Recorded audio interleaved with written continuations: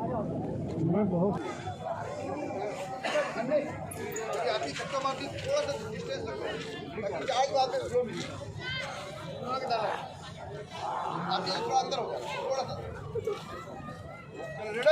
एक minute sir.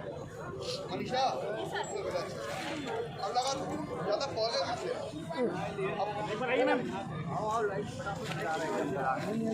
वहीं ठहरा रुकना वहीं एक बार ना। जोहार संगवारी हो, फिर आप मन के बीच में धमाकेदार पिक्चर के एक एंट्री लेकर आ गए हो। तो संगवारी हो, पिक्चर के नाम ल जाने पर लास्ट तक जरूर बने रहो। तो हाँ संगवारी हो, जैसे कि आप मन देखो हंस जन पगली फंस जाबे, बहुत ही धमाकेदार पिक्चर रही से जो थिएटर में 120 दिन ले कंटिन्यू लगे रही से।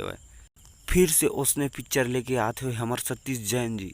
हाँ संगवारी हो, निर्देशक सतीश जैन है और धमाकेदार पिक्चर लेके आवा थे आप मन के बीच में। पिक्चर के नाम जान लेवा, तो पिक्चर के नाम है चल हट कोनो देख लिही।